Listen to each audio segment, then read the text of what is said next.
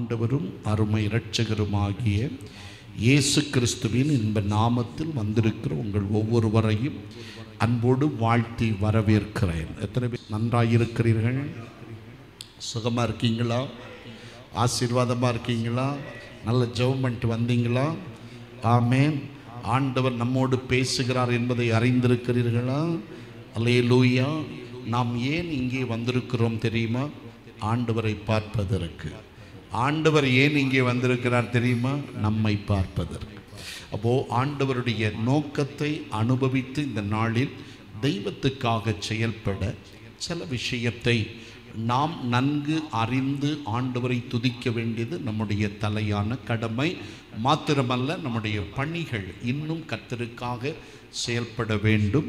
ஒவ்வொரு தேவ பிள்ளையும் இதற்காக நன்கு உங்களுடைய ஜெபத்தில் தாங்கி ஜெபிக்க வேண்டும் என்று உங்களை அன்போடு கேட்டுக்கொள்ளுகிறேன். ஆண்டவர் புதிய கிருபைகளை நமக்கு தருவாராக.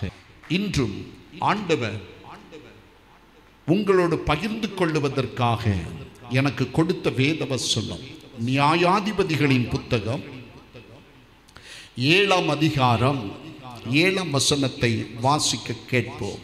நியாயாதிபதிகளின் புத்தகம் 7ஆம் அதிகாரம் 7ஆம் வசனம். அப்பொழுது கர்த்தர் கிதியோனை நோக்கி நக்கி கொடுத்த அந்த 300 பேராலே நான் உங்களை ரட்சித்து மீதியானியரை உன் கையில் ஒப்புக் கொடுப்பேன். மற்ற ஜனங்கள் எல்லாரும் தங்கள் இடத்திற்கு போக கடவீர்கள். ஆண்டவராகிய தேவன் இந்த வார்த்தைகளை நமக்கு தருவதற்கு ஒரு பெரிய நோக்கம் உண்டு. இந்த செய்தியை ஆயத்தப்படுத்தும் போது ஆண்டவர் உங்களை கொண்டு என்ன செய்ய போகிறார் என்ற ஒரு பெரிய நோக்கத்தை என் மனதில் வைத்து உங்கள் எல்லாரையும் தன் கையில் எடுத்து ஏதோ ஒரு காரியத்தை செய்ய போகிறார் என்பதை தெளிவாக என் ஆவியில் உணர்ந்து இந்த செய்தியின் தலைப்பே உங்களை கொண்டு. அவ்வளவுதான். ஆமென். உங்களை கொண்டு ஏதோ ஒரு காரியத்தை ஆண்டவர் செய்ய வேண்டும். இங்கே நான் வாசித்த வேத பகுதி ஒரு அடிமைத்தனத்தின் காலத்தில் நடந்த ஒரு சம்பவம். இஸ்ரவேல் மக்கள் பாவம் செய்யும் போது கர்த்தர் சந்தித்த விதத்தை பரிசுத்த வேதம் பதிவு செய்திருக்கிறது. இந்த ஜனங்கள் மிகவும் தவறி நடந்த காலத்தில் ஆண்டவர் ஜனங்களை மீதியானியருடைய கையில் ஒப்புக் கொடுத்தார். மீதியானியர் அவர்களை ஒடுக்க ஆரம்பித்தார்கள், நெருக்க ஆரம்பித்தார்கள். மீதியானியருக்கு பயப்படுகிற பயத்தால் இஸ்ரவேல் ஜனங்கள் உடைந்து போயிருந்தார்கள்.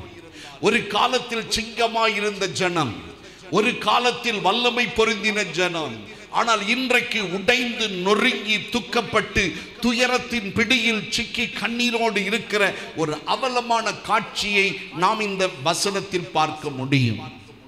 அப்படி நொறுங்கி போன வேளையில் ஒரு மனிதன்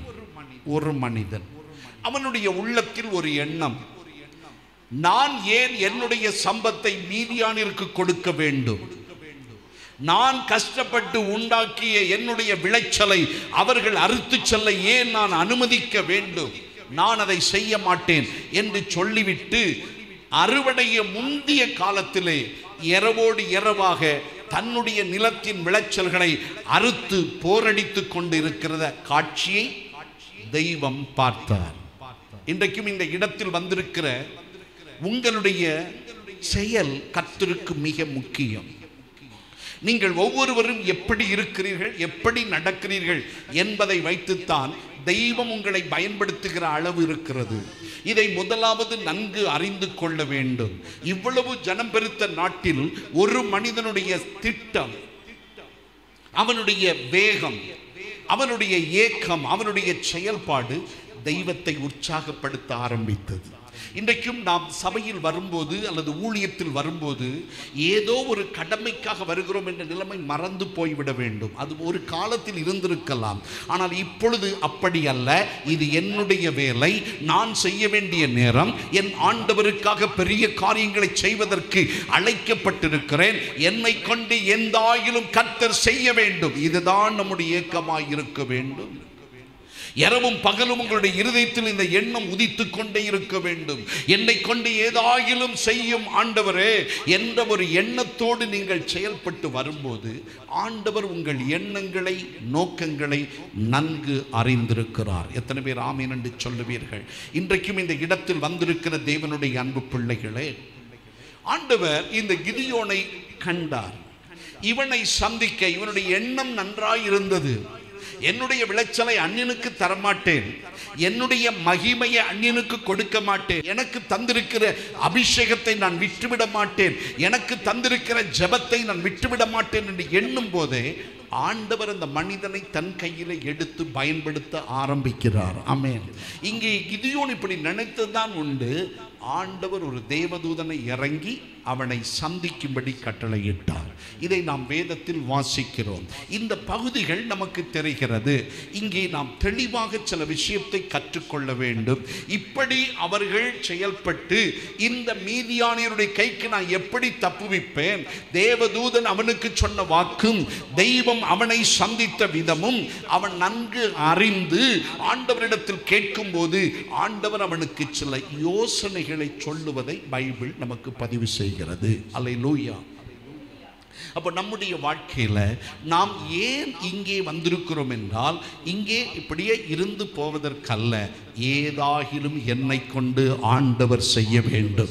சகோதரா, நீ சொல்லணும், என்னை கொண்டு ஏதாகிலும் உமக்கு நான் செய்யும்படி என்னை பயன்படுத்தும். இந்த ஏக்கம் நமக்குள் வரும்போது ஆண்டவர் அதற்கான அனுகூலத்தை நம்முடைய வாழ்க்கையில் தருவதை நீங்கள் பார்க்கலாம். எத்தனை பேர் ஆமென் சொல்லுவீங்க? எத்தனை பேருக்கு ஆண்டவருடைய சித்தம் செய்ய ஆசையாக இருக்கிறவர்கள் இருக்கிறீங்க? இது எல்லா பிள்ளைகளுடைய உள்ளத்திலும் பெருக்கிக் கொண்டே இருக்கணும். நம்முடைய வாழ்க்கை மாற்றம் அடைவதற்கு இது தேவை. நாட்டின் தேவை பெரிது. ஒவ்வொரு நாளும் இந்த தேசத்தில் மக்கள் மடிந்து கொண்டு தெய்வம் இல்லாமல் நரகத்தை நோக்கி பயணிப்பதை நம்முடைய ஆவியில் காண்பதற்கு நாம் தவறக்கூடாது. இன்னைக்கு இந்த தேசம் ஒரு விதத்தில் பாவ கயிறுகளினால் கட்டப்பட்டு கிடந்தாலும் தெய்வ பிள்ளைகளுடைய இருதயத்தின் ஏக்கமும் சிந்தையும் அவருடைய வாழ்க்கையை மாற்றி அமைக்கும் என்பதை நன்கு அறிந்து கொள்ளுங்கள். அதனால தான் முதல்ல ஏங்கணும். ஆண்டவருக்காக எதையாகிலும் செய்யணும் என்ற துடிப்பு நம்முடைய இருதயத்தில் வரும்போது கர்த்தர் அவைகளை அங்கீகரிப்பார். நீங்கள் நியாயாதிபதிகளின் புத்தகம் 6ஆம் அதிகாரம் 12ஆம் வசனத்தை வாசித்தால், கர்த்தருடைய தூதனானவர் அவனுக்கு தரிசனமாகி, பராக்கிரமசாலியே, கர்த்தர் உன்னோடு இருக்கிறார் என்றார். ஆமென் சொல்லுங்க. பராக்கிரமசாலியே, கர்த்தர் உன்னோடு இருக்கிறார். இது நமக்கு ரொம்ப தேவையான வார்த்தை. ஆண்டவர் தம்முடைய பிள்ளைகளை நம்மண்டை இன்னும் அல்லமையாக பயன்படுத்துவதற்கு ஆண்டவர் உபயோகப்படுத்த வேண்டுமானால் இந்த எண்ண ஏக்கங்கள் நமக்குள்ளே வரணும். அப்போ ஆண்டவர் அவனை சந்திக்கிறார். அவன் சில கேள்விகளை ஆண்டவரிடத்தில் கேட்கிறான். ஆண்டவரே, இது ஏன் இப்படி நடக்குது? நாங்கெல்லாம் பிறந்த உடனே எங்கள் அப்பா அம்மா எல்லாம் சொன்னாங்க, ஆண்டவர் வல்லமை உள்ளவர், பெரிய காரியத்தை செய்தார், செங்கடலை பிளந்து எங்களை கொண்டு வந்தார், வானத்திலிருந்து மன்னா பொழிந்தது, 40 வருடங்கள் நாங்கள் வனாந்தரத்தில் ஒருத்தர் கூட நோயினால் பாதிக்கப்படலை, எங்கள் செருப்பு பழமையாகலை, எங்கள் உடைகள் பழமையாகலை, நாங்கள் எல்லாம் நல்லா நடந்தோன்னு சொன்னார்களே. ஆனால் இன்று ஏன் எங்களுடைய வாழ்க்கையில் ஒன்றும் நடைபெறவில்லை? என் தகப்பன்மார் சொன்னது எங்கே போய்விட்டது? அவர்கள் சொன்ன காரியம் நடைபெறாமல் போவதற்கு என்ன காரணம் என்று சொல்லி அவன் அழுத்து கண்ணீரோடு இருக்கும் போதுதான் கர்த்தர் அவனுக்கு சில பிளானை கொடுக்கிறார். இன்றைக்கும் தேவன் நம்மை கொண்டு ஏதாயிலும் செய்ய வேண்டும் என்றால் நாம் எப்படி இருக்கணும், என்னென்ன பண்ணணுன்றத முதலாவது அறிந்து கொள்ள வேண்டும். அல்லேலூயா. சும்மா இருக்கிறவங்களெல்லாம் கர்த்தர் பயன்படுத்த முடியாதுங்க. நம்முடைய வாழ்க்கையை நாம் கொஞ்சம் மாற்றி அமைத்தாக வேண்டும். உங்கள் வழிகளை செம்மைப்படுத்தியாக வேண்டும். நீ இப்படியே உட்கார்ந்துட்டு இருந்தா தேவ நாட்களில் என்ன பதில் ஆண்டவருக்கு சொல்ல போகிறாய் என்பதை இப்போதே அறிய வேண்டும். ஏதாகிலும் நான் ஆண்டவருக்கு செய்ய வேண்டும் என்றால் கர்த்தருடைய வழி நடத்துதலை முதலாவது நாம் அறிந்து கொள்ளணும். பைபிள் சொல்லுகிறது, நியாயாதிபதிகளின் புத்தகம் 6ஆம் அதிகாரம் அதனுடைய 14ஆம் வசனத்தை வாசிப்போம். 14. கர்த்தர் அவனை நோக்கி பார்த்து, உனக்கு இருக்கிற இந்த பலத்தோட போ, நீ இஸ்ரவேலை மீதியானியரின் கைக்கு நீங்களாக்கி ரட்சிப்பாய், உன்னை அனுப்புகிறவர் நான் அல்லவா என்றார். ஆமென். ஆண்டவர் சொல்லுகிற வார்த்தை பாருங்க. தாகமுள்ள ஒரு மனிதன் என் விளைச்சலை நான் அந்நியனுக்கு கொடுக்க மாட்டேன் என்று சொன்னவனை பார்த்து கர்த்தர் பொறுப்பை கைமாறுகிறார். ஆமென் சொல்லுங்க. இன்னைக்கு இந்த இடத்துல வந்திருக்கிற சிலருக்கு ஆண்டவர் சில பொறுப்பை கைமாற காத்திருக்கிறார். நீங்க உண்மையா இருந்தா எனக்கு தெரியாத, உங்களுக்கு தெரியாத சில பொறுப்புகளை உங்கள் கையிலே கொடுக்க உண்மை உள்ளவராக இருக்கிறார். கிறிஸ்தவத்தின் பிள்ளைகளே, தெய்வத்துக்காக ஓடுகிற ஜனங்களே, நீங்கள் ஏனோ ஒரு கடமைக்காக அல்ல இங்கே வந்திருப்பது, ஆண்டவருடைய நாமத்துக்காக ஏதாயிலும் செய்து கர்த்தருடைய நாமத்தை உயர்த்துவதற்காக இங்கே வந்திருக்கிறீர்கள். ஆமென் சொல்லுங்களேன். ஆமென். இன்னைக்கு சில பொறுப்புகளை கர்த்தர் உங்களுக்கு கைமாறி கொடுத்தா வாங்க எத்தனை பேர் தயாரா இருக்கீங்க? ஆண்டவர் முகத்தை பார்க்கிறவர் அல்ல, ஆழம், இருதயத்தின் ஆழம், ஏக்கம், துடிப்பு, இவைகளை கவனிக்கிற கர்த்தர். தாகமுள்ளவன் தனக்கு வேண்டும் என்று விரும்புகிற கர்த்தர், அப்படிப்பட்டவனுக்கு நன்மை கொடுக்க வேண்டும் என்று சொல்லுகிற கர்த்தர். அப்படிப்பட்ட தெய்வம் பொறுப்புகளை கைமாறி கொடுக்கிறார். இப்ப பாருங்க, ஒரு பொறுப்பு யாருக்கு கொடுக்கப்பட்டது? அந்த கிதியோன் என்று சொல்லக்கூடிய மனிதனுக்கு ஆண்டவர் சொல்லுகிறார், நீ மீதியானியருடைய கைக்கு இஸ்ரவேலரை ரட்சித்துக் கொள்ளுவாய், உன்னை அனுப்புகிறது நான் அல்லவா, நீ புறப்பட்டு போ என்று சொல்லி ஆண்டவர் அந்த காரியத்தை செய்து முடித்தார். இன்றைக்கும் அதுதான் நம்முடைய வாழ்க்கையில் தேவை. இங்கு வந்திருக்கிற ஒவ்வொரு மகனுக்கும் மகளுக்கும் ஆண்டவர் இந்த கிருபை கொடுக்க ஆசைப்படுகிறார். உங்கள் வழிகளை செம்மைப்படுத்த ஆசைப்படுகிறார். உங்களுக்கு சில மாற்றத்தை கொடுக்க ஆசைப்படுகிறார். நீங்கள் கண்டிப்பா ஒரு எழுப்புதலுக்குரிய பாத்திரமாய் மாறப் போகிறீர்கள். உங்களை கொண்டு கர்த்தர் ஏதாகிலும் செய்தே தீருவார். இனி காலம் செல்லாதே. ஆண்டவர் நிச்சயமாய் இன்றிருக்கிற தேவ பிள்ளைகளுக்கு ஒரு புதிய மகத்துவ வெளிச்சத்தை வைப்பதற்கு காத்திருக்கிறபடியினால் நீங்கள் தயாராகி கொள்ளுங்கள். ஆண்டவரே, இந்த பொறுப்பை எனக்கு தாரோ, நீர் விரும்புகிறபடி நான் அதை செய்து முடிக்கிற திராணி எனக்குள்ளே வரட்டும் என்று ஆண்டவரிடத்தில் கேட்டு பெற்றுக்கொள்ள வேண்டும். ஆண்டவர் இதெல்லாம் நமக்கு கொடுக்க தயார். இந்த 6ஆம் அதிகாரத்திலிருந்து படிக்கும்போது அவனுடைய அற்பமான துவக்கத்தை கண்டேன். பயந்து நடுங்கி, யாராவது பார்த்துருவாங்களா, என்னுடைய விளைச்சலை எவனும் கொடுக்க கூடாது, முக்கா விளைச்சலை அறுத்து கொண்டு போயிடணும் என்று சொல்லி துடிப்போடு களத்தில் இறங்கினவனை கண்காணிக்க பரலோகத்திலிருந்து தேவதூதன் ஒருவன் இறங்கி வந்து அவனுடைய வேலையின் சுறுசுறுப்பையும் அவனுடைய வேலையின் உற்சாகத்தையும் அவனுடைய ஏக்கத்தையும் அவன் நடப்பிக்கிற விதத்தையும் ஒரு கர்வாலி மரத்தின் அடியில் இருந்து கவனித்துக் கொண்டே இருந்தானே. யோசித்து பாருங்கள், அவனுடைய செயலை குறித்த ரிப்போர்ட் தேவ சமூகத்தில் போய் சேர்ந்து விட்டது. அவனுடைய துடிப்பை, அவனுடைய வேகத்தை, அவனுடைய ஆக்கப்படுகான முயற்சியை கண்ட தெய்வம் அவனை பார்த்து சொல்லுகிறார், நான் உன்னை ஒரு பெரிய வேலைக்கு தெரிந்து கொண்டேன், நீதான் இந்த மீதியானியுடைய கையிலிருந்து இஸ்ரவேலை ரட்சிக்க போகிறவன். அல்லேலூயா. அதை கேட்கும் போது அவனால் தாங்கிக் கொள்ள முடியல. அதுக்கு வேற யாராவது இருப்பாங்கன்னா நலமா இருக்கணும், எண்ணி இருக்கலாம். ஆனால் ஆண்டவர் அவனுடைய சொன்ன வார்த்தையை நம்பினான், பிடித்து நின்றான். அதைத்தான் 7ஆம் அதிகாரம் 7ஆம் வசனத்தில் நாம் ஒரு வசனமாக வாசித்தோம். சரி, இருக்கட்டும். எப்படி இருந்தால் தெய்வத்தின் வேலைகளை நாம் செய்யலாம், எப்படி இருக்கும்போது ஆண்டவர் நம்மை உபயோகப்படுத்துவார் என்ற ஒரு சில காரியத்தை, ஆண்டவர் கொடுத்த சில ஆலோசனையை உங்களுக்காக வைக்க நான் விரும்புகிறேன். வாருங்கள், நியாயாதிபதிகளின் புத்தகம் 7ஆம் அதிகாரம் 8ஆம் வசனத்தை வாசிக்க கேட்போம். அப்பொழுது ஜனங்கள் தங்கள் கையில் தின்பண்டங்களையும் எக்காலங்களையும் எடுத்துக்கொண்டார்கள். மற்ற இஸ்ரவேல் எல்லாரும் தங்கள் கூடாரங்களுக்கு அனுப்பிவிட்டு அந்த 300 பேரை மாத்திரம் வைத்துக் கொண்டான். இந்த வேத பகுதியை நாம் கொஞ்சம் பார்க்கும்போது ஆண்டவர் ஒரு மன ஐக்கியத்தை குறித்த ஒரு வெளிப்பாட்டை முதலில் தருகிறார். நம்ம எப்படி இருக்கணும்? ஒரு மனம் தேவை. ஒரு மன ஐக்கியம் நம் எல்லாருக்குள்ளேயும் வரணும். ஒரு மனம் இல்லைன்னா எந்த ஊழியமும் வெற்றி சிறக்க முடியாது. ஒரு மனத்தின் ஐக்கியம் உங்களுடைய வாழ்வுக்கு மிக இன்றியமையாதது. எத்தனை பேர் ஆமென் என்று சொல்லுவீர்கள்? ஆண்டவருடைய பணியை செய்யணும்னா அதுக்கு ஒற்றுமை மிக அவசியம். ஆமென் சொல்லுங்க. ராஜாவின் பணியில் ஒரு மனம் தேவை, தேவ பணியில் ஒற்றுமை தேவை. ராஜாவின் பணியில் ஒரு மனம் தேவை, தேவ பணியில் ஒற்றுமை தேவை. நீ வா, விரைந்து வா, எழுந்து கட்டுவோமா, சீக்கிரமா செயல்படவா, அறுவடை செய்யவா. நீ வா, விரைந்து வா, எழுந்து கட்டுவோமா, சீக்கிரமா செயல்படவா, அறுவடை செய்யவா.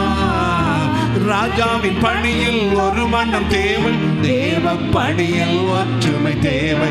ராஜாவின் பணியில் ஒரு மனம் தேவை, தேவ பணியில் ஒற்றுமை தேவை. நீ வா, விரைந்து வா, எழுந்து கட்டுவோமா, சீக்கிரமா செயல்படவா, அறுவடை செய்யவா. நீ வா, விரைந்து வா, எழுந்து கட்டுவோமா, சீக்கிரமா செயல்படவா, அறுவடை செய்யவா. இரவின் நேரத்திலும் பகலின் வெயிலிலும், இரவின் நேரத்திலும் பகலின் வெயிலிலும் பணிகளின் வேகம் குறையாமல் தொடர்ந்து செய்து முன்னேறுவோம். பணிகளின் வேகம் குறையாமல் தொடர்ந்து செய்து முன்னேறுவோம். ராஜாவின் பணியில் ஒரு மனம் தேவை, தேவ பணியில் ஒற்றுமை தேவை. ராஜாவின் பணியில் ஒரு மனம் தேவை, தேவ பணியில் ஒற்றுமை தேவை. நீ வா, விரைந்து வா, எழுந்து கட்டுவோமா, சீக்கிரமா செயல்படவா, அறுவடை செய்யவா. நீ வா, விரைந்து வா, எழுந்து கட்டுவோமா, சீக்கிரமா செயல்படவா, அறுவடை செய்யவா. அல்லேலூயா. இங்கே நான் வாசித்த வேத பகுதி, அதனுடைய விஷயத்தை சொல்லிவிடுகிறேன். ஏறத்தாழ திரளான ஜனங்கள் இந்த கிதியோனுடைய வாழ்விலே வந்துவிட்டார்கள். அவனோடு கூட இணைந்து கொண்டார்கள். மீதியானியர் கையிலிருந்து இஸ்ரவேலை நான் ரட்சிக்கப் போகிறேன், ஆண்டவர் என்னை அனுப்பியிருக்கிறான் சொல்லும் போது ஜனங்கள் அவனோடு சேர்ந்து கொண்டார்கள்.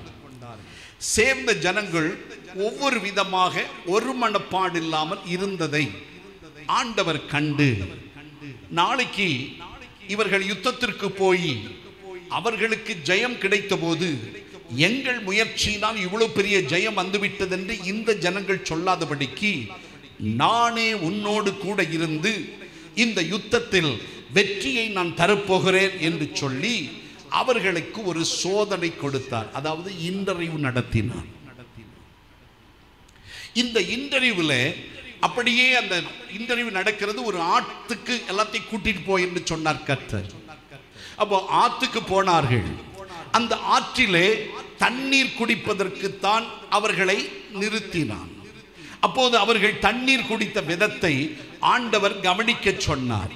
சிலர் முழங்கால் படிட்டு குடிப்பார்கள், சிலர் போய் தண்ணீரிலே அப்படியே கமிழ்ந்து நாய் நக்குவது போல நக்கி குடிப்பார்கள், சிலர் அப்படியே நின்ற வண்ணம் தண்ணீரை தன் கையில் அள்ளி தன் வாயின் அருகில் கொண்டு போய் குடித்துக் கொள்ளுவார்கள். அப்ப 3 துருவமா குடிப்பாங்க.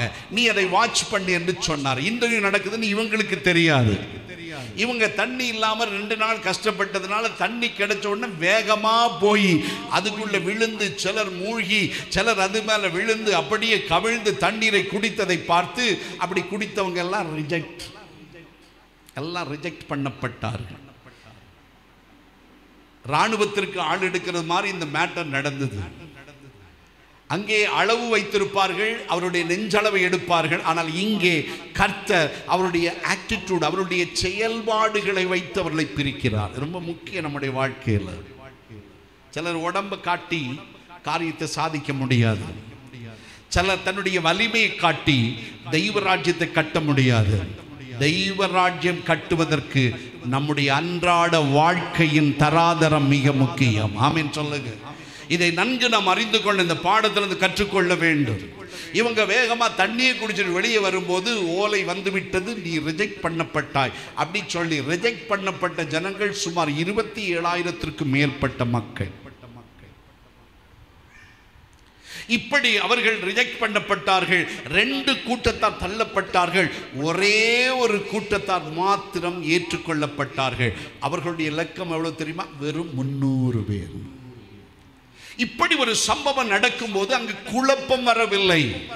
ஐயோ, எங்களை இவர் வேண்டுமென்றே பிரித்து விட்டார், இவர் வேண்டுமென்றே எங்களை தள்ளிவிட்டார், இவருடைய மனதுக்கு பிடித்தவர்களை ஏற்று வைத்துக் கொண்டார், மற்றவர்களை தள்ளிவிட்டார் என்று குறை ஒருவரும் சொல்லவில்லை. அதுதான் விசேஷம். ஆமென் சொல்லுங்க. இன்னைக்கு நம்முடைய வாழ்க்கை கொஞ்சம் பாருங்க. ஒருத்தர் அவருடைய திறமைக்கு தக்க வேலை செய்யும் போது மற்றவங்க திறமை இல்லாதவங்க தூரம் இருந்து சொல்ற வார்த்தை என்ன சொல்லுவாங்க? அவனைத்தான் எல்லாத்துக்கும் பயன்படுத்துகிறார்கள், அவளைத்தான் எல்லாத்துக்கும் பயன்படுத்துறாங்க, நாங்கள்லாம் இருக்கிறோம், எங்களை யாரும் கூப்பிடல சொல்றாங்களா இல்லையா? இது கூடாது. இத்தனை மக்கள் பிரிந்து போனார்களே, ஒருத்தர் கூட அவங்களுக்கு எதிராக எழும்பல. நீங்க பைபிளை படிச்சு பார்த்தீங்கன்னா இந்த ஜனங்கள் கிதியோனுடைய கையில இருக்கிற ஜனங்களுக்கு அப்பத்தையும் தண்ணீரையும் மற்றும் நன்மைகளையும் கொடுத்து ஆண்டவர் நினைத்த நினைவை செய்து முடியுங்கள் என்று சொல்லக்கூடிய ஒரு மனத்தின் மக்களாயிருந்தார்கள். தேவன் இன்றைக்கு உன்னை உபயோகப்படுத்த வேண்டுமானால் இந்த சிந்தை உனக்குள்ளே வர வேண்டும். ஆனால் இன்றைக்கு பலருடைய இருதயத்தின் நினைவென்ன? என்னை பார்க்கலும் அவனை, அவனை பார்க்கலும் இவளை என்று சொல்லுகிற வாக்கு ஒழிக்கப்பட வேண்டும். அது பிசாசினால் உண்டாகிற தூண்டுதல். எப்படி தாவீதை சாத்தான் என்ன தூண்டினானோ அது போன்ற தூண்டுதல்களை கடிந்து கொள்ள வேண்டும். நீங்க சொல்லணும், பரலோகத்திலிருந்து எனக்கு ஒன்று கொடுக்கப்படாவிட்டால் எவரும் எனக்கு தர முடியாது. இந்த பொறுப்பை தேவன் எனக்கு தந்திருக்கிறார், அதை நான் கையில் வைத்துக் கொள்ளுவேன். ஆண்டவர் தந்த இந்த பொறுப்பு தேவன் எனக்கு தந்தது என்ற சிந்தை நமக்குள்ளே வந்து ஒரு மனத்தை குலைக்காமல் பாதுகாத்துக் கொள்ளணும். நம்முடைய வாழ்க்கையில் ஆண்டவர் உன்னை உபயோகப்படுத்த வேண்டும். பாருங்க, நல்ல கவனிங்க. இங்க உட்கார்ந்திருக்கிற எல்லாரும் ஆண்டவருக்கு வேண்டும். உங்களுடைய வாயை கொண்டு, நாவை கொண்டு யார் யாரோடு ஆண்டவர் பேசிக்கொண்டேதான் இருக்கிறார். உங்களை கொண்டு யார் யாருக்கோ தம்மை வெளிப்படுத்திக் கொண்டேதான் இருக்கிறார். நீங்கள் போகிற பாதையில், வருகிற பாதையில், உங்கள் குடும்பத்தில், உங்கள் வாழ்க்கையில், உங்கள் பிள்ளைகளில் அநேகருக்கு உங்களை உபயோகப்படுத்திக் கொண்டிருக்கிறார். அந்த உபயோகப்படுத்துதல் வலிமையாய் மாற வேண்டுமானால் உங்களுக்கு ஒரு மன ஐக்கியம் தேவை. ஒற்றுமையோடு வாழுங்கள். தெய்வம் உன்னை பயன்படுத்தணுமா? ஐக்கியம் மிக அவசியம், ஒற்றுமை மிக அவசியம். இதை மனதில் வைத்துக் கொள்ள வேண்டும். அதை இந்த ஜனங்கள் செய்தார்கள். யார் இவர்களுக்கு அப்பம் கொண்டு கொடுத்தது? இவர்களிலிருந்து பிரிக்கப்பட்டு வேண்டாம் என்று ரிஜெக்ட் பண்ணப்பட்டவர்கள் மற்ற 300 பேருக்கும் உதவியாளர்களாய் மாறிக்கொண்டார்கள். இதுதான் நம்முடைய வாழ்க்கையில் இருக்கணும். இந்த மனநிலை வரணும். எங்களை ஒதுக்கிட்டாங்க, ஆனாலும் நாங்கள் இனி ஒன்றுமே இல்லை அப்படி சொன்னால் கர்த்தருக்கு ஒன்றும் குறைஞ்சு போகாது. ஆண்டவர் நீ இல்லாமல் நடத்துறதுக்கு முடியும். ஆண்டவர் கழுகை வச்சும் வேலை செய்வார், காகாவத்தை வச்சும் வேலை செய்வார். ஆண்டவருக்கு இவர்தான் வேண்டும் என்று முக்கியம் அல்ல. ஆமென் சொல்லுங்க. இதை நன்கு நீங்கள் அறிந்து கொள்ள வேண்டும். தெய்வத்தின் வேலை ஒரு நாளும் தடைபடாது. ஒரு மனிதன் சரியில்லை என்றால் தேவன் இன்னொரு மனிதனை எழுப்ப வல்லமை உள்ளவர் என்பதை இந்த நாளில் அறிந்து கொண்டு, தெய்வம் உனக்கு தந்த பொறுப்பை நீ வல்லமையோடு செய்து முடிக்கும்பதற்கு நீ ஐக்கியமுடையவனாய் இருக்க வேண்டும். இந்த கிதியோனுடைய வாழ்க்கையிலே ஆண்டவர் இந்த காரியத்தை செய்தபோது நடந்த சம்பவங்கள் மிக பலமாயிருந்தது. நீங்கள் எஸ்ராவின் புத்தகம் 3ஆம் அதிகாரம் 9ஆம் வசனத்தை வாசித்து பாருங்கள். ஆலயத்தின் வேலையை செய்ய ஜனங்கள் ஒருமனப்பட்டார்கள் என்று வாசிக்கிறோம். தெய்வ வேலை செய்வதற்கு ஜனங்கள் ஒருமனப்பட்டார்கள். சிலர் பொருளை கொடுத்தார்கள், சிலர் உலோகத்தை கொடுத்தார்கள், சிலர் தங்களுடைய கையில் இருப்பதை கொடுத்தார்கள், சிலர் உழைப்பை கொடுத்தார்கள், சிலர் வேலையில் ஈடுபட்டார்கள், சிலர் பக்கபலமாய் இருந்தார்கள், சிலர் வேலை செய்வர்களுக்கு தண்ணீரை கொண்டு வந்தார்கள். பார்த்தீங்கன்னா எல்லாருக்குள்ளும் ஒரு மனம் இருந்தது. நீ பயன்படுத்தப்பட வேண்டுமா? ஆண்டவர் உன்னை உபயோகிக்க வேண்டுமா? நீ ஒரு மனத்தின் பிள்ளையாய் இருக்க வேண்டும். வேதம் முழுவதும் அதை நமக்கு பார்க்க முடிகிறது. அப்போஸ்தலர் நடபடி 1ஆம் அதிகாரம் 14ஆம் வசனம் சொல்லுகிறது, எல்லாரும் ஒருமனப்பட்டு ஜெபத்திலும் வேண்டுதலிலும் தரித்திருந்தார்கள். எல்லாரும் ஒருமனப்பட்டு. அப்போஸ்தலர் நடபடி 1:14 அதை மிக தெளிவாக நமக்கு சொல்லுது. எல்லாரும் ஒருமனப்பட்டார்கள். கர்த்தர் உன்னை பயன்படுத்த வேண்டுமானால் இந்த ஒருமனத்தின் ஆவியானவருக்குள் நீ கட்டப்பட்டிருக்கணும். எத்தனை பேர் ஆமீன் சொல்லுவீங்க? எத்தனை பேருக்கு ஆசீர்வாதமா நான் வாழணும்னு ஆசை இருக்கு? எத்தனை பேருக்கு என்னுடைய செய்தி புரியுது? அல்லேலூயா. ஒரு மனத்தை கெடுப்பது யாரு? இங்க நான் பார்த்த அந்த கூட்டத்தை பாருங்க. ரிஜெக்ட் பண்ணப்பட்ட கூட்டம் செலக்ட் பண்ணப்பட்டவங்களுக்கு உதவியா இருந்தாங்க. இது நடக்கணுமா நடக்கக்கூடாதா? செலக்ட் பண்ணப்பட்டவங்களுக்கு உறுதுணையா இருந்தாங்க, அவங்களுக்கு பக்கபலமா இருந்தாங்க. எங்களை தள்ளிட்டாங்க, அவங்களை எடுத்துட்டாங்கன்னு பிரிஞ்சு போகல, ஒரு மனத்தை கெடுக்கல. யாரை கொண்டாகிலும் என் ஆண்டவர் நன்மை செய்தால் அது எங்களுக்கு சம்மதம் என்று அவர்கள் செய்த அந்த வாக்கை பைபிள் நமக்கு பதிவு செய்கிறது. ஆகையால் ஒரு மனத்தை பேணணும், ஒரு மனத்தை அதிகமாக்கணும். ஆண்டவரிடத்தில் கேட்டுட்டே இருக்கணும், எனக்கு ஒரு மனத்தின் ஆவியை கொடுங்க ஆண்டவரே. நான் யாருக்கும் இடரலா இருக்கக்கூடாது ஆண்டவரே. என் நிமித்தம் இடரல் வருமானால் நான் இந்த உலகத்தில் இருக்க வேண்டாம் ஆண்டவரே. என் நிமித்தம் யாராவது ஒருத்தர் கெட்டு போவாங்கன்னா என்ன உயிரோட வைக்காதீங்கன்னு கேளுங்க. ஆண்டவருக்கு அது பிடிக்கும். இதுதான் ஜெபம். இப்படி வைக்கணும், இப்படி வாழணும். தெய்வம் இதை நம்மிடத்தில் எதிர்பார்க்கிறார். சும்மா அல்ல கிறிஸ்துவ வாழ்க்கை. ஏதோ நமக்கு கொஞ்சம் ஏதோ பலம் இருக்கு, அதை வச்சு சாதிக்க முடியாது. கொஞ்ச நேரம் ஓடும், அதுக்கு பிறகு அது ஓடாது. ஒரு ஃபேனை நம்ம ஆஃப் பண்ணா உடனே ஆஃப் ஆகாது. 10 நிமிஷம் ஓடிதான் அல்லது 5 நிமிஷம் ஓடிதான் ஆஃப் ஆகும். இது போல சிலருக்கு சம்பவிக்கும். மிகவும் கவனமாக இருக்க வேண்டும். ஆண்டவர் நம்மை நடத்தணும்னா நாம் வேதத்துக்கு திரும்பணும், வேதத்தின் வழியில் திரும்பணும்.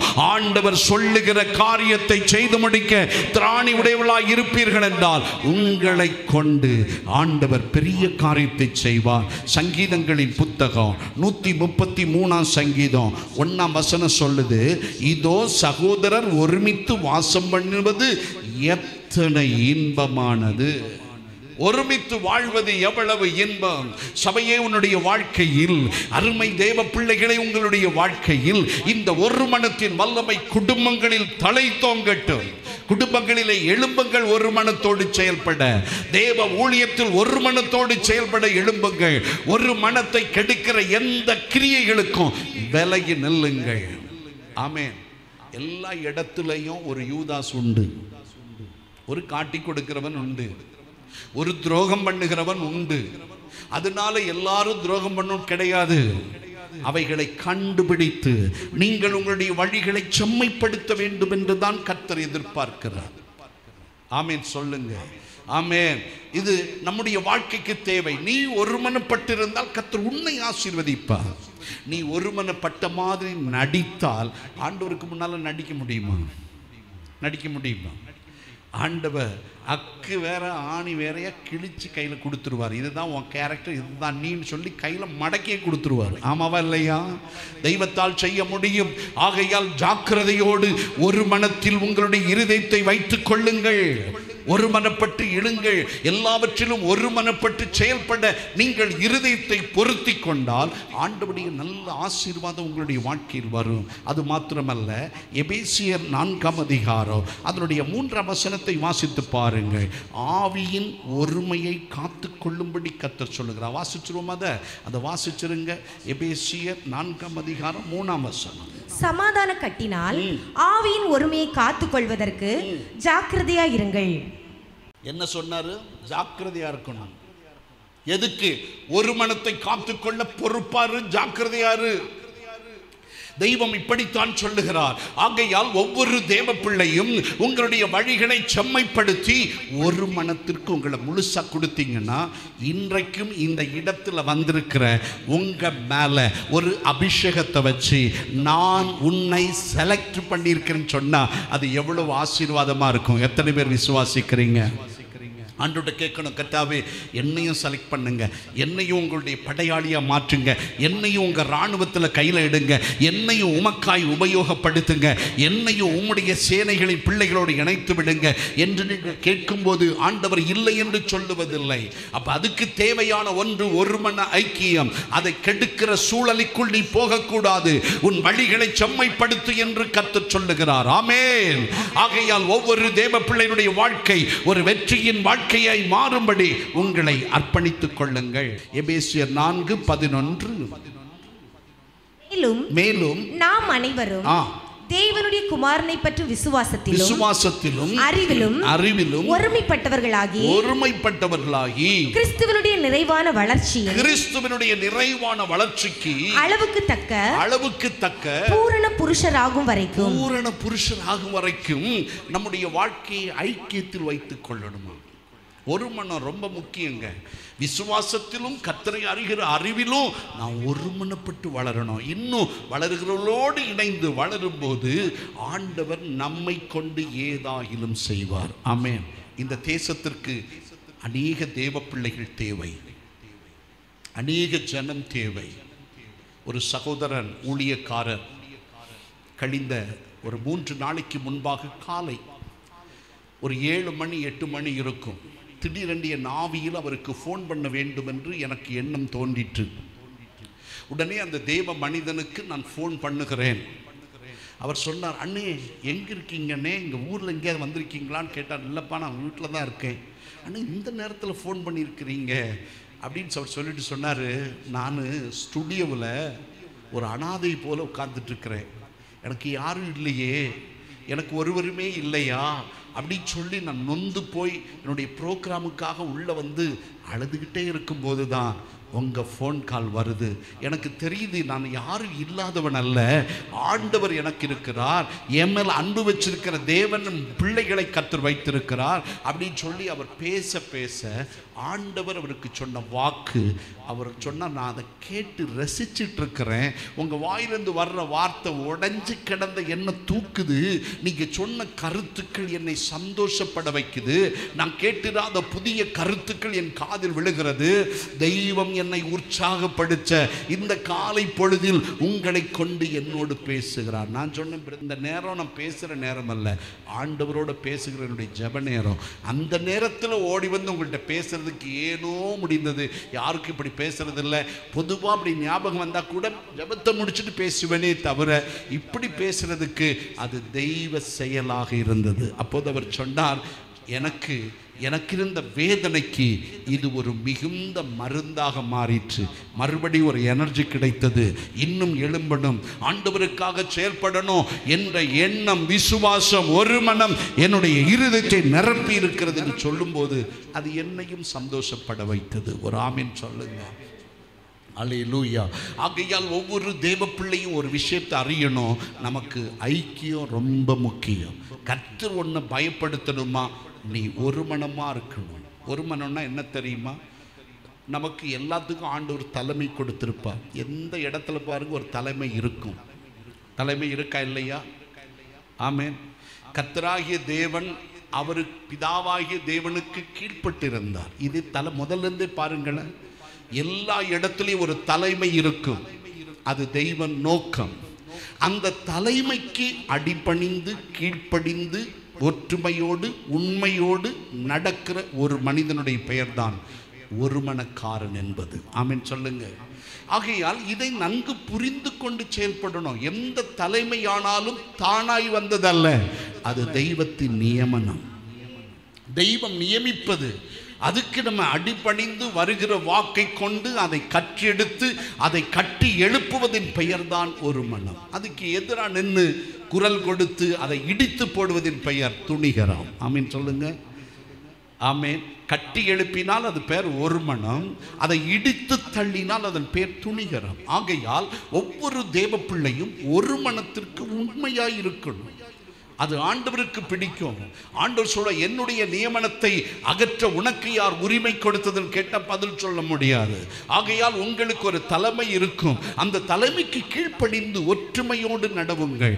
அது ஒருவேளை உங்கள் கணவனாக இருக்கலாம், உங்கள் மனைவியாக இருக்கலாம், உங்கள் பிள்ளைகள் கூட சில வேளைகளில் உயர்ந்த நிலையில் இருக்கலாம். அப்படி வரும்போது அந்த ஆணைக்கு கீழ்ப்படிந்து வாழ்வதுதான் நம்முடைய ஒரு மனத்தினுடைய அழகு. எத்தனை பேர் ஆமீன் என்று சொல்லுவீர்கள்? இந்த அனுபவத்திற்கு நம்மை ஒப்புக் கொடுக்கணும். இந்த அளவுக்கு ஒரு இருதயத்தை மாற்றணும், தேவன் பயன்படுத்தணும்னா இதெல்லாம் நமக்கு தேவை. ஆகையால் கர்த்தருடைய அந்த சித்தத்தை உணர்ந்து உங்களுடைய வாழ்க்கையை வைத்துக் கொள்ளணும். இரண்டாவது, ஆண்டவர் நம்மை பயன்படுத்த வேண்டுமானால் என்ன தேவை என்பதை அறிந்து கொள்ள நியாயாதிபதிகளின் புத்தகம் 7ஆம் அதிகாரத்தின் 9 முதல் 11 வசனத்தை வாசியுங்கள். 9 முதல் 11 வசனம். அன்று ராத்திரி கர்த்தர் அவனை நோக்கி நீ எழுந்து அந்த சேனையினிடத்திற்கு போ, அதை உன் கையில் ஒப்புக் கொடுக்கு. போக பயப்பட்டாயானால் முதல் நீயும் உன் வேலைக்காரனாகிய பூராவும் சேனையினிடத்திற்கு போய் அங்கே என்ன பேசுகிறார்கள் என்று கேள். பின்பு சேனையினிடத்திற்கு போக உன் கைகள் திடப்படும் என்றார். இங்க பாருங்க, இரண்டாவது தேவ ஆலோசனை. முதல்ல என்ன வேணும்? ஒரு மனம். 2, தேவ ஆலோசனை ஒவ்வொரு தேவ பிள்ளையும் கேட்கணும்.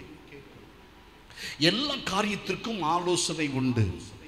ஆலோசனை கொடுக்க தேவன் தன்னை பற்றி சொல்லும் போது, நான் உன்மேல் என் கண்ணை வைத்து உனக்கு ஆலோசனை சொல்லுவேன் என்று ஒரு தேவ பிள்ளைக்கு தனியா ஒரு உத்தரவாதம் கொடுத்திருக்கிறார். ஆகையால் ஒரு தேவ பிள்ளை ஆலோசனை பெறணும். ஆலோசனை இல்லாத இடத்தில் எல்லாம் தலைகீழா நடந்துரும். ஆலோசனை வருமானால் கர்த்தருடைய வலிமை அதில் இருக்கும். தேவ ஆலோசனை நமக்கு தேவை. நீ கர்த்தருடைய பணியை செய்தால் உன் விருப்பத்தில் செய்ய முடியாது. தெய்வம் சொல்லுவதை முதல்ல ஜெபத்தில் வைக்கிறோம். ஆண்டவரே, இப்படியெல்லாம் எனக்கு செய்ய விருப்பம் இல்லை. பாருங்க, என்னுடைய முதல் டிவி நிகழ்ச்சி, அப்போ அந்த காலத்தில் டிவி, இந்த கேபிள் டிவி எல்லாம் கிடையாது, தூரதர்ஷன் உண்டு. முன்னால் ஒரு ஆண்டனா வச்சுருப்பாங்க, ஒரு 20 அடி 40 அடி உயரத்திற்கு. அந்த ஆண்டனாவை இப்படி திருக்கணும் போயிருந்து. அது சில சமயத்தில் புள்ளி வள்ளி அடிக்கும், சில சமயத்தில் சவுண்டு வரும், சில சமயத்தில் அலவாஞ்சிக்கிட்டு இருக்கும். இதை கண்ட்ரோல் பண்ணி இதிலிருந்து வரக்கூடியதான் பார்க்குற காலகட்டத்திலேயே கர்த்தர் எனக்கு சொன்னார், தொலைக்காட்சி ஊழியத்தை செய். தொலைக்காட்சின்னா என்னன்னு கூட எனக்கு தெரியாதப்போ ஆண்டவர் சொன்ன உடனே நான் சொன்னேன், ஆண்டவரே, தொலைக்காட்சியை பார்க்கிறதே நான் பாவமா கருதுகிறேன். அப்படி இருக்கிற வேளையில் நான் எப்படிப்பா அதை செய்ய முடியும்? ஆகவே எனக்கு அது பிடிக்கலன்னு சொன்னேன். கர்த்தர் எனக்கு என்ன பதில் சொன்னார் தெரியுமா? உன் சத்துருவின் வீட்டில் போய் நின்று நீ பேசுவதற்கு நான் உனக்கு ஒரு வாய்ப்பு தருகிறேன். அவ்வளோதான். அந்த ஒரு வாக்கு என்னை புரட்டி போட்டது. அப்பல உடனே ஓகே போதும் அப்படி சொல்லிட்டு, இப்போ டிவி ஊழியம் எப்படி நடக்கும், எப்படி செய்வாங்க அப்படிங்கிறத பார்க்கறதுக்காக டிவி பெட்டியை ஓட விட்டுட்டே இருக்கிறேன். யாராவது தேவ பிள்ளைங்க வந்து இது பேசுவாங்களா, அதை பார்க்கணுமே, அது எப்படி பண்ணுறாங்கன்ற ஒரு மாடல் தெரிஞ்சால் தானே நமக்கு அது மாதிரி செய்ய முடியும், அல்லது வேறு விதத்தில் செய்ய முடியும்னு சொல்லி காத்திருந்தா திறந்தா ஒன்றுமே வராது. டிவி பெட்டியை வீட்டில் ஓட விட்டுட்டு சவுண்டை குறைச்சி வச்சுக்கிட்டு இந்த ஆண்டனாவை திருக்கிறதும் முறுக்கிறதுமா தான் இருக்கும். அப்படியே ஓட விட்டுருக்கோம். எப்போவாவது ஒருத்தர், அப்போது டிஜிஎஸ் தினகரன் ஐயா அவர்கள் டிவியில் பேசுவாங்க, அண்ணன் மோகன் சிலாசர்ஸும் பேசுவாங்க நான் நினைக்கிறேன். ஆனால் அவருடைய டிவி நிகழ்ச்சிகளை பல இடத்தில் நான் பார்த்துருக்கேன். அதனால் என் கணக்கில் அவர் பேசுகிறத பார்க்கணும் அப்படிங்கிறதுக்காக காத்திருந்த போது ஒரு டைம் வந்துருச்சு. அதை உட்காந்து பார்த்துட்டே இருக்கிற, ஓ இப்படி தான் பேசணுமா, இப்படி தான் டிவியில் இது பண்ணணுமா, அதை மனசில் வச்சுட்டு திருப்பி போய் ஜெபிக்க தொடங்கி ஜெபிச்சு ஆண்டவர் சமூகத்தில் விழுந்து முதலாக கரண் டிவின்னு ஒரு டிவி ஆரம்பித்தாங்க.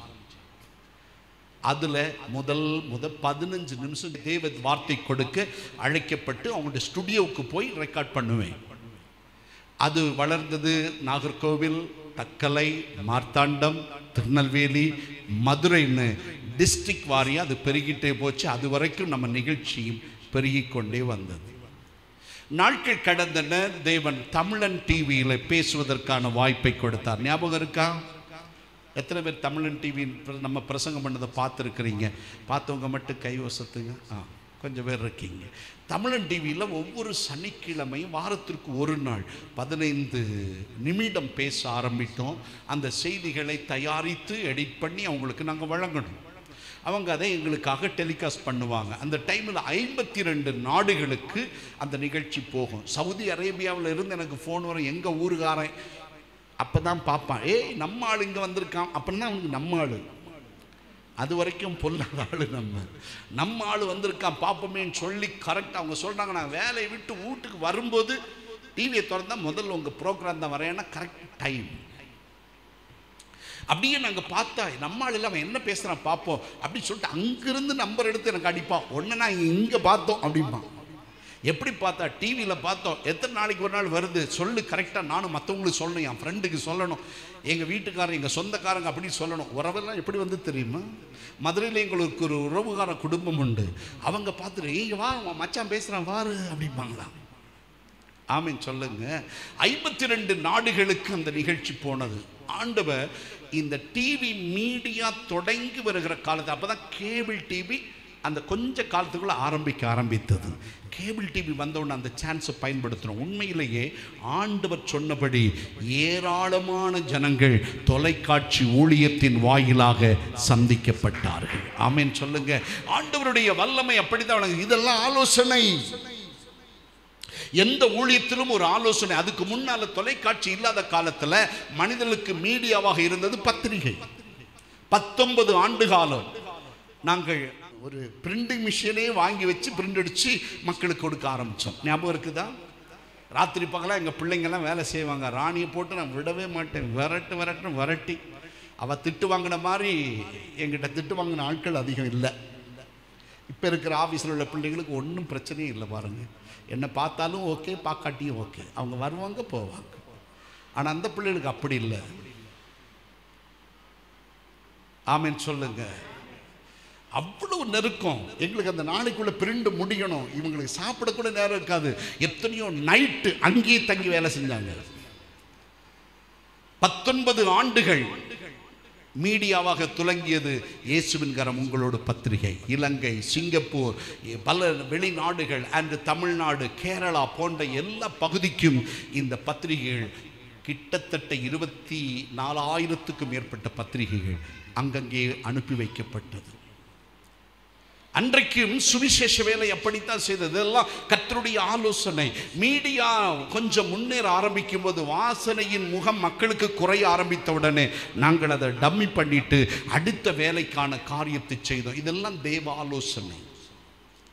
ஆண்டவர் சொல்லுவதை பாருங்க. 2 வருஷத்துக்கு முன்னால கர்த்தர் இந்த காரியத்தை நீ உன்னுடைய அதை இன்னொரு பிளாட்ஃபார்மா மாற்று அந்த டிவி சேனலை அப்படின்னு சொல்லும் போது அதற்கான முயற்சியில் ஈடுபட்டு முதல்ல நான் கம்ப்யூட்டர் வாங்கினேன். ஏன்னா அதான் வாங்க முடிஞ்சது. அப்புறம் ஒரு சாஃப்ட்வேர் இன்ஸ்டால் பண்ண வச்சேன். அவங்களுக்கு மந்த்லி வாடகை கட்டுற மாதிரி அதை கான்ட்ராக்ட் பேசிக்கில் கொண்டு வந்தோம். அதுவும் வாங்கிட்டேன். எல்லாம் ஒன்று நான் வாங்கி ரெடி பண்ணி வச்சுட்டு லோக்கல் சேனல் ஒன்று ஓப்பன் பண்ணணும். அதில் இருந்தே அடுத்த கட்டத்துக்கு போகணும்னு சொல்லி முயற்சி எடுத்தோம். அந்த முயற்சியும் சீக்கிரத்தில் தெய்வம் வாய்க்க பண்ணுவார். ஆமென் சொல்லுங்க. அப்பலிருந்தே ஆண்டவருடைய ஆலோசனை ஒன்று நான் விடலை. தெய்வ ஆலோசனை எல்லாமே அவர் சொன்ன உடனே அதை நிறைவேற்றுவதற்கான இருதயத்தை கொண்டு வந்து செயல்படும் போதுதான் ஊழியத்தில் ஒரு வெற்றியான ஸ்ட்ராங்கான சூழலை உருவாக்கி தர முடிந்தது. தேவ சமூகத்தில் நம்முடைய வாழ்க்கையை நாம் மாற்றி அமைத்துக் கொள்ளாவிட்டால் ஒரு பெரிய வெற்றி கொண்டு வர முடியாது என்பதை நாம் நன்கு அறிந்து கொள்ள வேண்டும். எத்தனை பேர் விசுவாசிக்கிறீர்கள்? அல்லேலூயா. உங்களுடைய வாழ்க்கையில இந்த ஆலோசனை மிக முக்கியமானது. இதை பரிசுத்த வேதம் மிக தெளிவாக பதிவு செய்திருக்கிறது. அந்த ஒரு ஆலோசனை எப்படி ஆண்டவர் இந்த கிதியோனுக்கு கொடுக்கிறார் தெரியுமா? அது வேதம் அழகா சொல்லுது. ஆண்டவர் சொல்றார், ஏய் கிதியோன், மீதியானியர் இவ்வளோ பெருசா இருக்காங்கன்னு சொல்லி நீ பயந்துட்டு இருக்கிற, என்கிட்ட இருக்கிற 300 பேரை கொண்டு நான் எப்படி ரட்சிக்க போகிறேன்னு சொல்லி நீ பயப்படுவாயானால் இன்று இரவு நீயும் உன்னுடைய வேலைக்காரனும் அல்லது உன்னோடு துணையா இருக்கிற 2 பேரும் இந்த மீதியானுடைய பாளையத்திற்கு ஒன்று போக வேண்டும் என்று சொன்னார். ஆண்டவர் என்ன ஆலோசனை சொன்னார் அது மாதிரி 2 பேரும் போறாங்க. அவர்கள் வெட்டுக்கிளிகளைப் போல லட்சம் ஜனங்கள், இவர்கள் வெறும் 300 பேர். ஆண்டவர் சொன்னார், ஒருவேளை நிறைய ஜனத்தை கூட்டிட்டு போனா ஜனங்களுடைய பலத்தினால் யுத்தம் நடந்துவிட்டு ஜெயித்து விட்டால் என்று சொல்லிடுவார்கள். ஆகவே அப்படி சொல்லக்கூடாது. யுத்தம் கர்த்தருடையது என்று அறிய வேண்டுமானால் வெறும் 300 பேரை கொண்டு நான் இந்த படையை முறியடிக்க போகிறேன். அதுதான் ஆண்டவருடைய பிளான். அந்த பிளானுக்கு ஆண்டவர் ஆலோசனை கொடுக்கிறார். உனக்கு இதை பார்த்தோன்னு பயம் வருதில்ல, இன்று இரவு நீங்க 2 பேரும் அவங்க தூங்கின பிறகு அந்த பாளையத்துக்குள்ள ஒன்று போயிட்டு வா என்று சொல்லி அங்கு பேசப்படுகிறதை காது கொடுத்து கேள் என்றார். இவங்க 2 பேரும் போய் அப்படியே நிற்கும் போது நிசப்தமான நேரத்தில் 2 பேர் தூக்கத்தில் பேசுறான். பாருங்க, தூக்கத்தில் பேசுறான். டப்புன்னு ஒருத்தன் எழுப்பி உட்கார்ந்துருக்கான். கூட இருக்கிறவங்க கேட்டா, ஏன்டா எழுப்பி உட்கார்ந்துருக்கேன்னு கேட்டா, ஐயோ நான் ஒரு சொப்பனத்தை கண்டேன். என்னடா சொப்பனம் சொல்லு. ஒரு பெரிய வார்க்கோதுமை அப்பம் உருண்டு வந்து மீதியானுடைய பாளையத்தில் விழுந்து எல்லா கூடாரத்தையும் பேர்த்து போட்டது. அப்படியே எல்லாம் கீழே விழுந்து கிடக்க கண்டேன் நான். அடுத்தவன் உடனே சொல்லிட்டான், இது வேறு யாரும் அல்ல, இது குறிப்பிட்ட மனுஷனாகிய கிதியோன் தான். இந்த கிதியோனுடைய பட்டயம் நம்மேல் வருவது நிச்சயம், நாம் அடிக்கப்பட போகிறோம் அவன் வாயில உளறிட்டான். இதை கேட்டது யாரு? கிதியோன் கேட்டான். நேர பாளையத்தில் வந்தான். 300 பேரை தட்டி எழுப்பினான். கையில் ஒரு மண் பாத்திரம், அதுதான் வெடிகுண்டு. மண் பாத்திரம். அந்த பாத்திரத்துக்குள்ள ஒரு தீவெட்டி, அப்படியே தீவெட்டியை வச்சு கமத்திட்டு போனோம். இவங்க 2 பேர் கையில் பார்த்தீங்கன்னா ஒரு அம்பு வில்லு வாளு ஒன்றும் கிடையாது. ஒரு கையில் பானை, ஒரு கையில் எக்காலம், பானைக்குள்ள தீவெட்டி. இப்படியே வச்சுட்டு அவங்க அப்படியே பிடிச்சிட்டு போறாங்க. எக்காலம் ஒருத்தர் சிலருடைய கையில் இருக்கிறது, சிலருடைய கையில் இந்த தீவெட்டி பந்தங்களும் வைத்திருக்கிறார்கள். அப்படியே புறப்பட்டு போய் கரெக்டாக 100 பேரா 3 பவுஞ்சா பிரித்து வச்சுட்டு பேசாமல் இருக்கிறோம். ஒரு சாபம் முடிந்து தூக்கம் அப்படி கரங்கி வரும்போது டப்புன்னு சொல்லி ஆர்ப்பரித்து இந்த பானையில் இருக்கிற தீவெட்டியை உயர்த்தி ஆர்ப்பரித்து சொன்ன வார்த்தை என்ன தெரியுமா? கிதியோனின் பட்டயம் கர்த்தருடைய பட்டயம் அப்படின்னு சொல்லி அவன் சொன்ன அதே வாக்கை டைலாக்க கையில எடுத்து பானையை உடைத்து அந்த சத்தத்தில் அவன் பயந்து கையில தீவெட்டி பிடிச்சு எக்காலத்தை ஊதின போது அவர்கள் பயந்து ஓடத் தொடங்கி ஓடின வேகத்தில் அடுத்த பட்டயத்தை எடுத்து கூட இருக்கிறவருடைய கழுத்தை வெட்ட, அவன் இவனை வெட்ட. கொஞ்ச நேரத்தில் யுத்தம் முடிந்தது. இவங்க வேலை என்ன தெரியுமா? ஆர்ப்பரித்தல். என்ன ஆர்ப்பரித்தல்?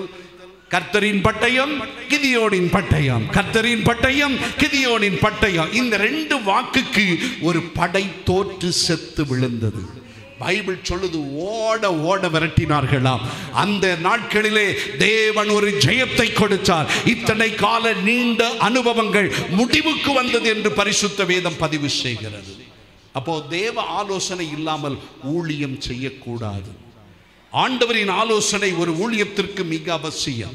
ஆகையால் நீங்கள் தேவ ஆலோசனைக்குரியவர்களாக இருக்கணும். ஆண்டவரே, நான் எப்படி பேசணும், என்ன பேசணும், எவ்விதம் பேசணும், எப்படி நடக்கணும், எங்கே போகணும், எதை செய்யணும் என்ற ஆலோசனையை தேவனிடத்தில் வாங்கி கொண்டால் ஆண்டவர் அந்த ஆலோசனை வாயிலாக நமக்கு வெற்றியை தருவார். சங்கீதம் 16:7 சொல்லுகிறது, எனக்கு ஆலோசனை தந்த கர்த்தரை துதிப்பேன் என்றான் தாவீது. சொல்றான், எனக்கு ஆலோசனை கொடுத்த கர்த்தரை நான் துதிப்பேன். ஒவ்வொன்றிலையும் ஒரு ஆலோசனையை தேவனிடத்தில் பெறணும். ஆமென் சொல்லுங்க. தேவனால் அழைக்கப்பட்ட தேவ பிள்ளைகளே, உங்களுடைய வாழ்க்கையில் தெய்வம் உங்களை பயன்படுத்த வேண்டுமானால் தெய்வத்தின் ஆலோசனையோடு பணி செய்யுங்கள். அவர் சொல்லுவதை கேளுங்கள், அவர் சொல்லுகிற விதமாய் நடவுங்கள், அவர் விரும்புகிற பிரகாரமாய் உங்களுடைய வாழ்க்கையை மாற்றுங்கள்.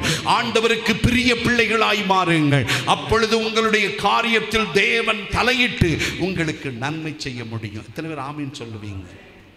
எத்தனை பேருக்கு என்னுடைய பிரசங்கம் புரிகிறது? நான் இதன்படி செய்ய மனதா இருக்குன்னு சொல்றவங்களாம் எத்தனை பேர்? கொஞ்சம் பேர் தான். கொஞ்சம் பேர் வயசாச்சு பிரதர், இனி மனதாக இருந்தால் காலு சொல்லும், என்னால் நடக்க முடியலன்னு சொல்லும்.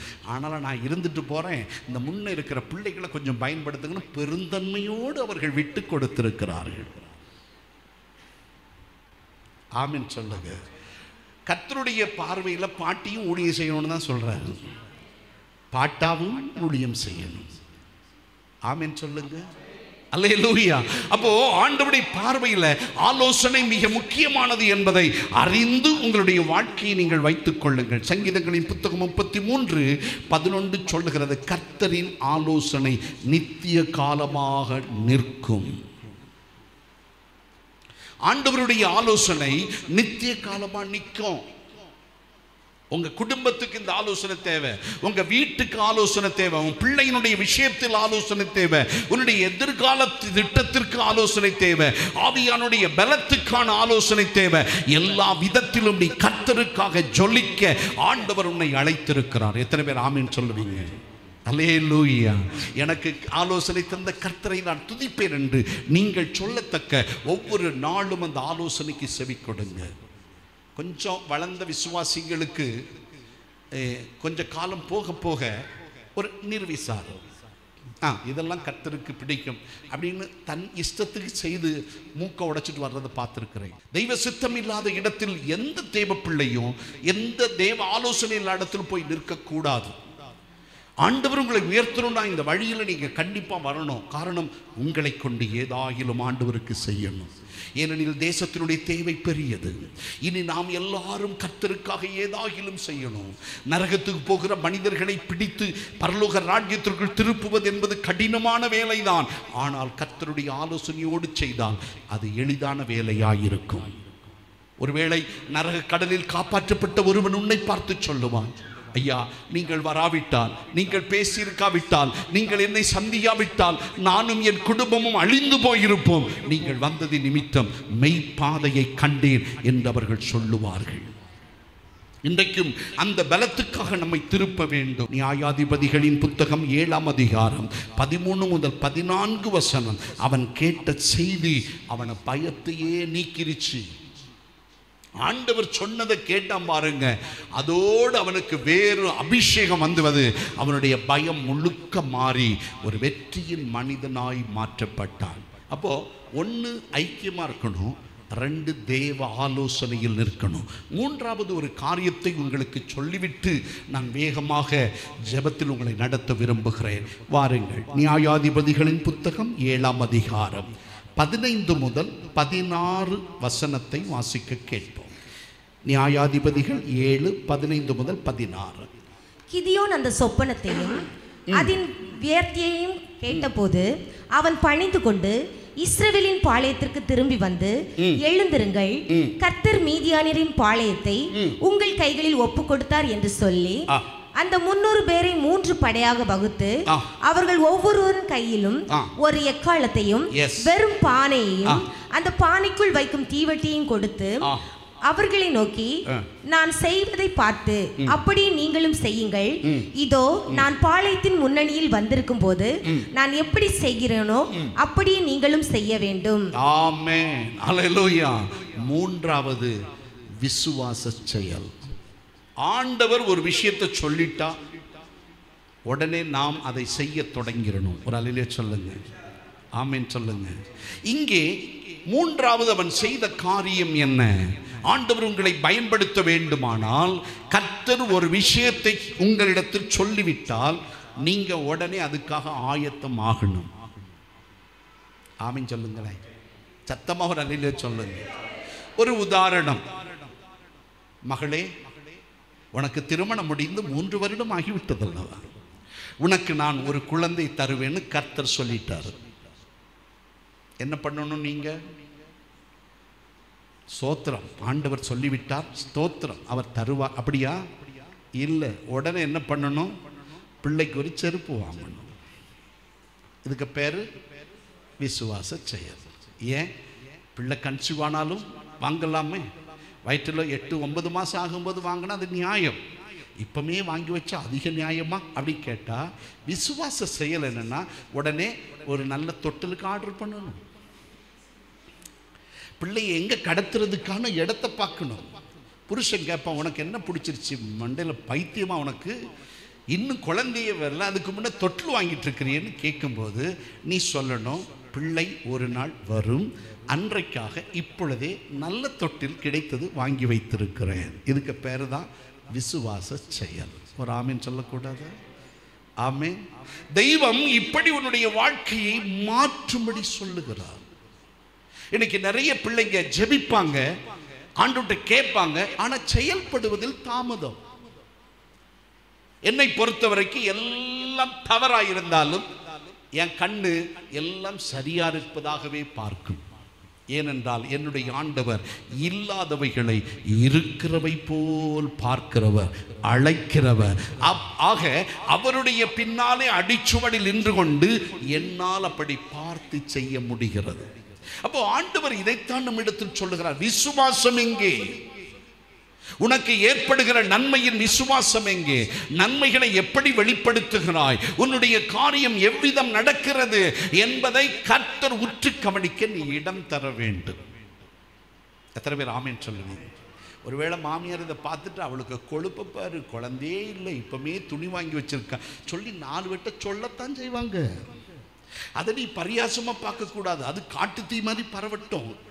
இன்னாருடைய மருமகள் இப்படியே இப்பொழுதே 2 துணி வாங்கி வச்சிருக்கலாம். ஆண் பிள்ளைன்னு தெரியாது, பெண் பிள்ளைன்னு தெரியாது. ஆண் பிள்ளை பிறந்தா ஆண் ட்ரெஸ், பெண் பிள்ளை பிறந்தா பெண் ட்ரெஸ், 2 வாங்கி வச்சிருக்கலாம். அவங்க காத்துல கொண்டு போகணும் அந்த வார்த்தையை. ஒரு ஆமீன் சொல்லுங்க. அப்படிப்பட்ட விசுவாச வீரர்கள் இந்த கூட்டத்தில் எத்தனை பேர் இருக்கிறீர்கள்? 4 பேர் சொல்லட்டுமே உன்னை பத்தி. தெய்வம் இப்படிப்பட்ட காரியத்தை நம்மிடத்தில் எதிர்பார்த்து கொண்டிருக்கிறார். இதுக்கு பேரு தான் விசுவாசம். நம்முடைய வாழ்க்கையில் இது தொடங்கணும். ஒவ்வொன்றும் தேவன் ஒரு நாள் இந்திய தேசத்தில் தம்முடைய கரத்தை உயர்த்தி இருப்பார் என்ற விசுவாசம் இப்பொழுதே ஆரம்பிக்கணும் உனக்குள்ள. தேவன் செய்ய போகிற மகத்துவத்திற்கு நீ உன்னை முழுவதும் தர வேண்டும். ஆண்டவரிடத்தில் இத்தனை காலம் நான் போராடி ஜெபித்திருக்கிறேன், என் ஜெபத்திற்கு தேவன் பதில் தராமல் போவதில்லை என்ற விசுவாசம் என்னுடைய உள்ளத்தில் வர வேண்டும். அந்த விசுவாசத்தை பேசணும், அந்த விசுவாசத்தை நடக்கணும்.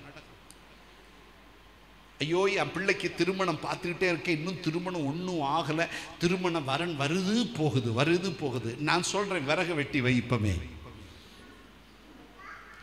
எதுக்கு விறகு வெட்டி வைக்கிற? பையனுக்கு கல்யாணத்துக்கு விறக சேர்த்து வைக்கிறேன். விறகுங்க இருந்தா என்ன ஆகி போகும்? காஞ்சு தானே போகும். இருக்கட்டுமே. ஆமென் சொல்லுங்க. எல்லாத்தையும் ஜெபம் பண்ணு, நல்லா ஜெபம் பண்ணு. கர்த்தர் கொடுக்கிற வாக்குத்தத்தத்தை வாங்கி ஆண்டவர் சொல்லுகிற காரியத்தை செய்துட்டு அதுக்கு பிறகு துக்கமா இருக்கக்கூடாது. போய் விறக வெட்டி வச்சிடணும். புருஷன் கேட்பார், எதுக்கடி விறகு? பையன் கல்யாணத்துக்கு இப்பவுமே நான் விறக ரெடி பண்ணியிருக்கேன். அந்த ஆளு மேலங்கிலையும் பார்க்கணும், எனக்கு தெரியாம எப்படி கல்யாணம் நடந்துச்சு அப்படி கேட்டா வரும் இல்ல, அதுக்கு இப்பவுமே நான் ஆயத்தப்படுத்துறேன், செய்யணும். அடுத்தது என்ன வேணும்? தேங்காய் வாங்கி வைக்கலாம், தப்பில்லை. ஆமென். கொஞ்சம் கொஞ்சமா நகையை வாங்கி வை, தப்பில்லை. எதுக்கு? பிள்ளைக்கு. செய்யலாமா செய்யக்கூடாது?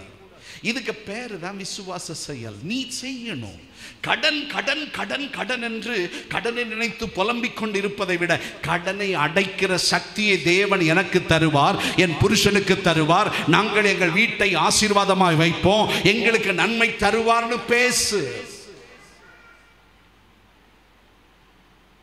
கையில கணம் குறைஞ்சோன்னா புருஷனுக்கு முகத்தை பார்த்து நறுக்கு புருக்குன்னு 10 வார்த்தை சொன்னா வலி எப்படி இருக்கும் அந்த மனுஷனுக்கு? ஆமேன் சொல்லக்கூடாதா? ஆமேன். கர்த்தருடைய வார்த்தையை நம்பு. சொல்லு, புருஷனை பார்த்து சொல்லு, இப்ப இருக்கிறது பயப்படாதீங்க, ஒரு நாள் கர்த்தர் நம்மை நன்றாக வைப்பார், தைரியமாயிருங்க, ஆண்டவர் உங்களை கை கொண்டு ஆசீர்வதித்து உங்களுக்கு நன்மை உண்டாக்கி தருவார் என்று சொல்லுகிற வாக்கின் பெயர் விசுவாசம்.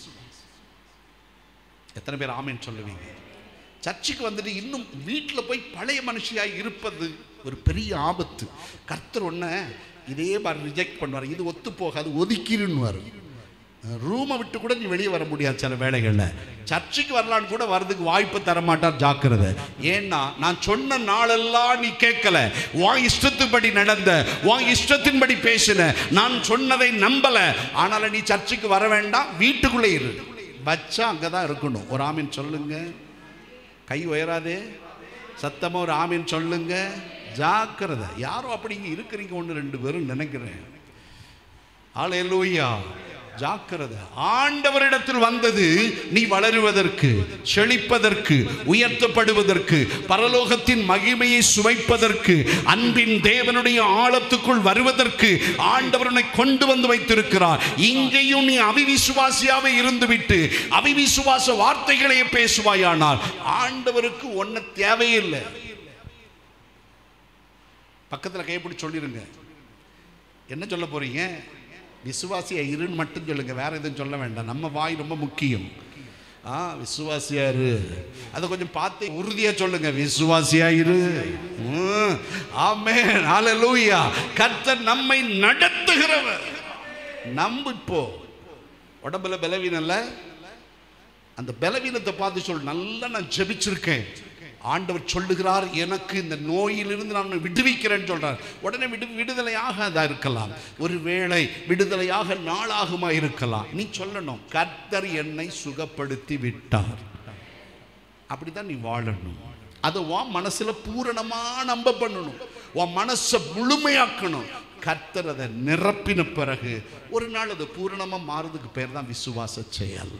ஆண்டவர் இன்றைக்கு வந்திருக்கிற எல்லா பிள்ளைகளிடத்திலும் அதான் கேட்கிறார். அந்த விசுவாச செயலை எத்தனை பேர் செய்ய போகிறீர்கள்? அல்லேலூயா. நாம் ஜெபிக்கிற ஜெபம் வீண் அல்ல, கதறி கதறி அழுகிறது வீண் அல்ல. தெய்வம் சொல்லுகிறார், உன்னை நான் உபயோகப்படுத்தணும், உன்னை கொண்டு நான் ஏதாயிலும் செய்ய வேண்டுமானால் நீ விசுவாசத்தின் பிள்ளையாய் இருக்க வேண்டும். யாத்திராகமத்தின் புத்தகம் 4ஆம் அதிகாரம் அதனுடைய 31ஆம் வசனம். இஸ்ரவேல் ஜனங்கள் கர்த்தரை விசுவாசித்தார்கள். இஸ்ரவேல் ஜனங்கள் கர்த்தரை விசுவாசித்தார்கள். அதனால் கர்த்தர் அவர்கள் கூட போனார்.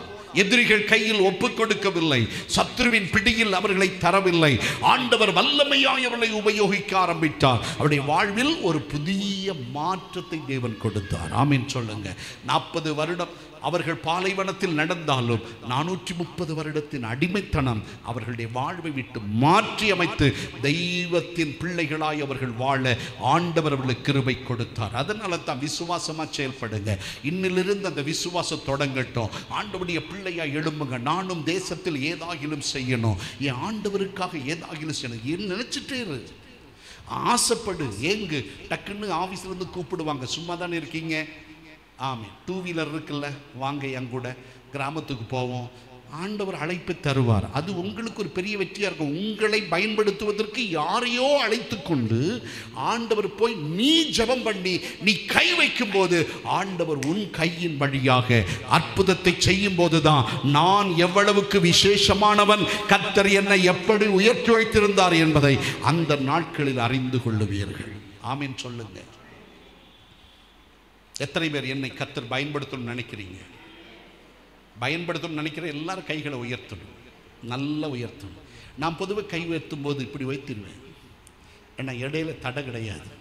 நமக்கு இடையில திருவன்றத்துக்கு போயிட்டு மேலே புனலூர் வர வேண்டாம். ஆமீன் சொல்லுங்க. டைரக்டாக போயிரு. எத்தனை பேர் ஆமீன் என்று சொல்லுங்க? சாதிக்க போகிறோம். நீ கர்த்தரால் பயன்படுத்தப்படுவாய். வயசானாலும் கர்த்தருக்கு நீ வேணும், உன்னை பயன்படுத்த போகிறார். நீ சொல்ற ஒரு வார்த்தை எத்தனையோ பேரை ரட்சிக்க போகிறது, எத்தனையோ பேரை விடுவிக்க போகிறது. ஆகையால் 3 காரியங்களை உங்களுடைய வாழ்க்கையில் நீங்கள் வைத்துக் கொள்ளணும். நேரம் நமக்கு கடந்து போகிறபடியால் நான் செய்தியை முடிக்கலாம் என்று நினைக்கிறேன். ஆவியானவர் உங்களை நடத்துவதற்காக என்னை முழுவதுமாக ஆண்டவர் கொடுக்கிறேன் நீங்க சொல்ல ஒரு வாய்ப்பை கர்த்தர் உங்களுக்கு தரப்போகிறார். ஆமீன் சொல்லுங்க. ஆகையால் ஒவ்வொரு தேவ பிள்ளையும் இன்றைக்கு தேவனுக்காக எழும்ப உங்களை முழுமையாக்கி தரணும். ஒரே ஒரு வசனத்தை மாத்திரம் உங்களுக்கு சொல்லிவிட்டு நான் முடிக்கலாம் என்று நினைக்கிறேன். வாருங்கள், நியாயாதிபதிகளின் புத்தகம் 7ஆம் அதிகாரம் அதனுடைய 20, 21, 22 வசனங்களை வாசிக்கிறதுக்கு நேரம் இல்லை. அதனால் நானே உங்களுக்கு சொல்கிறேன், 3 படைகளின் மனுஷரும் எக்காலங்களை ஊதி அவங்க ஜெயம் எடுத்த விதத்தை விசுவாசத்தின் செயல் என்று பரிசுத்த வேதம் சொல்லுகிறது. ஒரு பெரிய கூட்டத்தை ஒரு சின்ன கூட்டம் மேற்கொள்ளுவது கூடாது, முடியாது. சாதனையில் அது முடியாது. எந்த மனிதனிடத்தில் கணக்கு கேட்டாலும் எப்பா 2 லட்சம் பேர் ஜெயிப்பார்களா, 300 பேர் ஜெயிப்பார்களா என்று சொன்னால் 300 பேர்னு ஒருவனும் சொல்ல மாட்டான், சொல்ல முடியாது. ஆனால் இங்க கணக்கு பாருங்க, 2 லட்சம் பேர் 300 பேருக்கு முன்பாக மடிந்து போனார்கள். 300 பேர் யுத்தமே பண்ணல. 300 பேர் ஒன்னே ஒண்ணுதான் சொன்னாங்க, கிதியோனின் பட்டயம் கர்த்தரின் பட்டயம், கர்த்தரின் பட்டயம் கிதியோனின் பட்டயம், இவ்வளவுதான் அவன் சொன்னான். ஆனா நடந்தது பார்த்தீங்கன்னா உள்ளாலே யுத்தம் நடந்து விட்டது. இமேஜினேஷன் பண்ண முடியாத அளவுக்கு ஒரு வெற்றி வந்தது. அற்புதத்தின் காரியம் அது. அதுதான் விசுவாச சத்தம், விசுவாச வார்த்தை, விசுவாச வல்லமை. அது பாளையத்திற்குள்ளே புறப்பட்டு போய் எதிரிகளின் நெஞ்சுக்குள்ளே உருவி இறங்கி போயிற்று பட்டயமாக. அதனால தான் கர்த்தர் சொல்லுகிறார், விசுவாசத்தை கைவிடக்கூடாது. கர்த்தர் உன்னை பயன்படுத்தணும்னா 3 கோணம் உனக்கு வேணும். 1, நீ ஒரு மனமாக இருக்கணும். 2, தேவ ஆலோசனைப்படி நடக்கணும். 3, விசுவாச வார்த்தைகளை பேசணும், விசுவாசத்தின் செயல்பாடுகளை செய்யணும். அப்படியானால் கர்த்தர் உன்னை உபயோகிக்க முடியும். உன் வழியை கர்த்தர் மேன்மைப்படுத்துவார். ஜெபிக்கலாம்.